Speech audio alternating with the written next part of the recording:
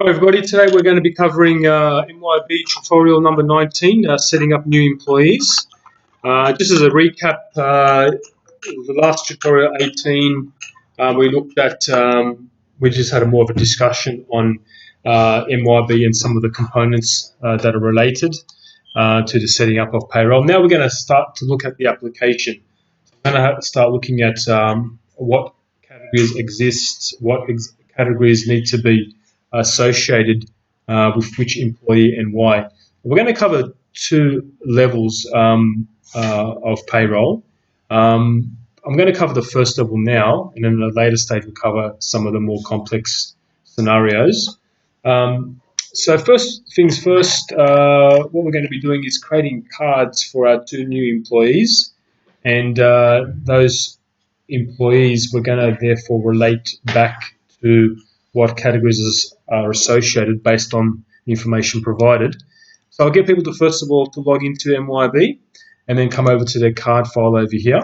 Now as I work through the exercise, I'm going to enter in the first employee's details, Mary Jones, and as I do this, you'll get an understanding as to the step that I'm covering as well.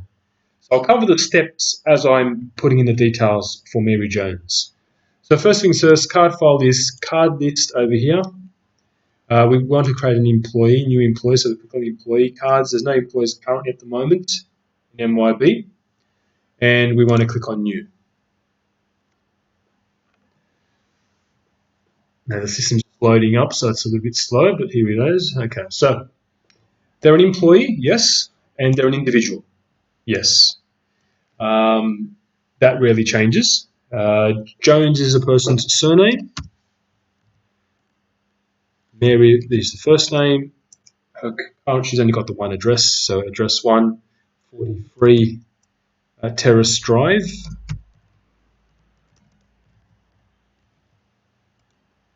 And Box Bay, New South Wales. Now, the information I'm putting in now is mandatory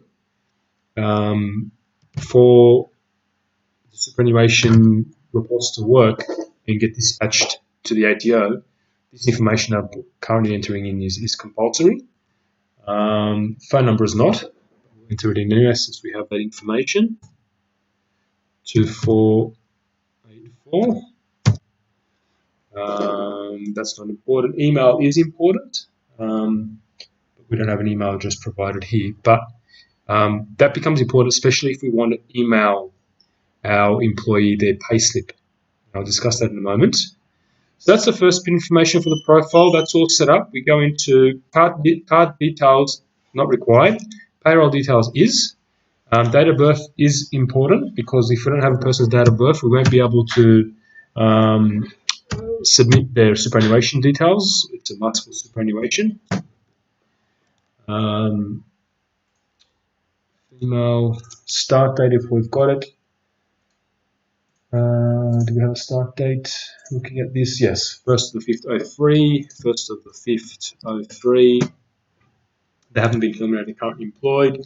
Employment basis, yes, they're an individual, not labour hire. This is important. Based on my information here, even though it doesn't say whether they're temporary or permanent, I can see that they're entitled to annual and personal pay. So therefore that is permanent. I'm just going to fix that up on a stencil here. It's actually meant to be annual and personal leave entitlements.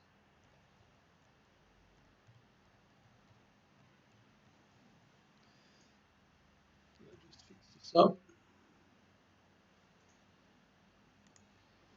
Okay,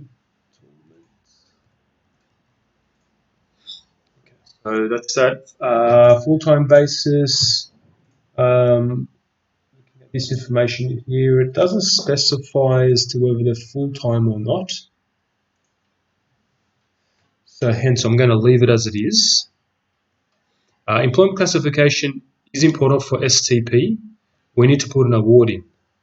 All right, so although it's not provided in the information here, for single touch payroll to work with the Australian Taxation Office, we need to put an award and a classification for that award. Okay, so I'm not going to worry about that in this scenario.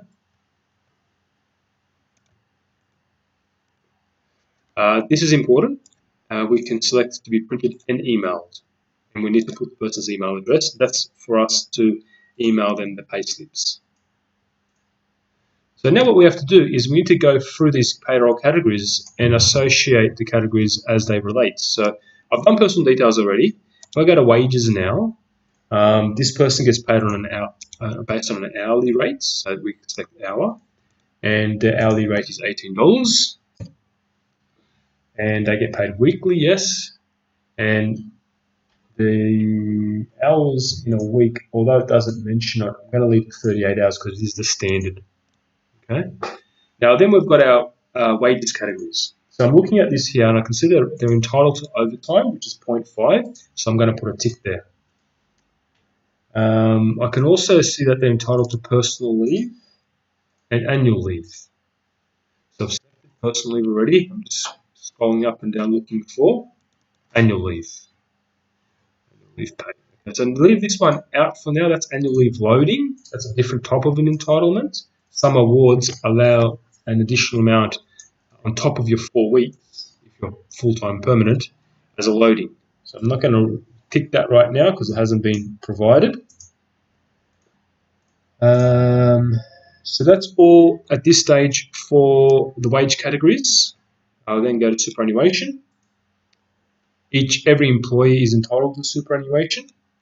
So superannuation guaranteed, 9.5% has to be ticked. And her superannuation is with GIO. So I'm going to go over here and I'm going to select new. And I'm going to create a new superannuation fund for GIO.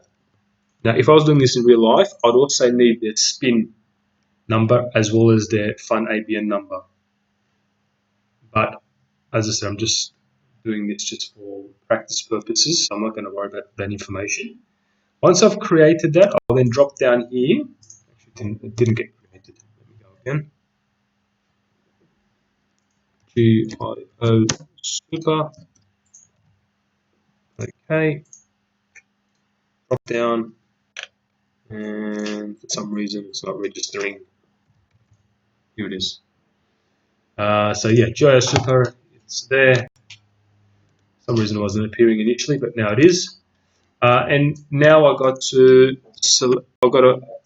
put in the membership number. Now I'm not provided the membership number, but once again, if this has been done in real life, you'd need the membership number for Mary Jones' superannuation fund with GIO. So that's all for now regarding super. We go to entitlements, okay, and we do want to control and know how many hours annual leave and personal leave this person is entitled to. So this will actually work this out for us based on that entitlement, and we'll discuss this at a later stage. So I'm going to tick that so it keeps tally of the entitlement for me. I go to deductions now. Looking at this here to see if we've got any deductions. We've got work cover, but that's not appropriate. We'll put that in somewhere else. There's nothing else here that I need to worry about. Employer expense, here it is, work cover, I tick that. Taxes is important. This is compulsory. We need the tax file number. And also, this is important too. If, for example, they are on a working holiday visa maybe, or if they haven't provided you with a tax file number, you need to put them on the highest marginal rate. So, for example, if they're on a holiday visa and whatnot. If, for example, they've got a university debt, then you've got to select help, tax-free for child plus help, which relates to university debt. So this information, you need to get the employee to complete an employment declaration form, and if filled out correctly by the employee, you'll be able to pick this information up from that form. But that's important. Tax-free for child is important because if you don't select that correctly, then it's not going to give you the correct tax rate, or it won't withhold the correct amount of tax. It will actually withhold a greater amount of tax. Saying that tax file number is not valid because I just put a make-believe one in. Let's hope that it does register. Okay, so that's all done. I click on OK. Just go back to taxes and see if that's fine. You've selected to email the payslips to the employee who doesn't have an email address. Okay. So let's just select to be printed from now because we haven't put an email address in there. Okay, so that's the first employee done, and hopefully it will soon populate, and Mary Jones's details will appear there. That has good. So now I'm going to go through, and there's one bit of information that I missed, and that is Mary Jones's bank details. So I'm going to go back into the card and go to payment details over here, and I'm going to select electronic, and I'm going to put in her bank details. BSB 892156 and bank number, account number 6936583, and the bank account name is under her name. So put that in here, and weekly pay as a reference. So when we pay her, that's what will appear on her bank transfer, on her bank statement. So that's that.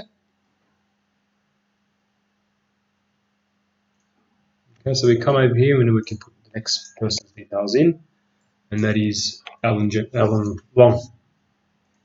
So we go to new again.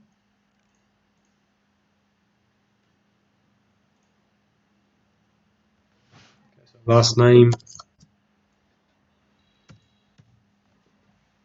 first name, address 55 Leicester Street.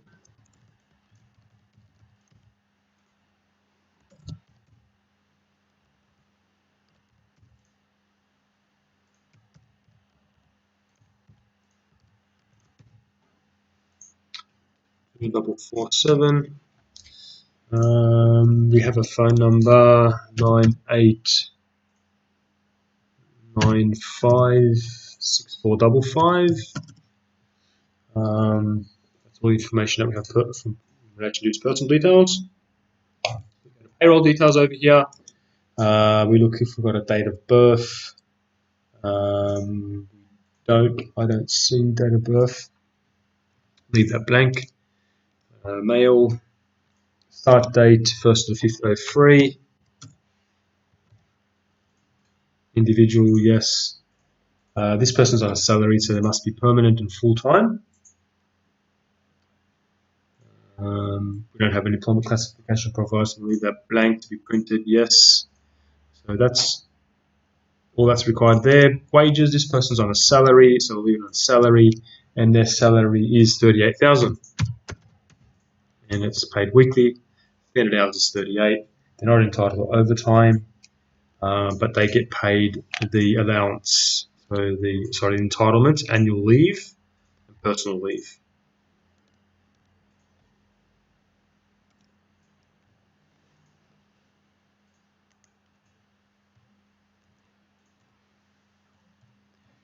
Entitlement, just the exercise up. Okay, so that's all that's required as per wages. We can always update this. So let's just assume here that they become, in 1 week they're entitled to a bonus, right? You come into the card file, open up the person's card, and put it next to bonus, so that therefore you're able to pay the person the bonus which they previously were not entitled to. This can always be edited as you go along.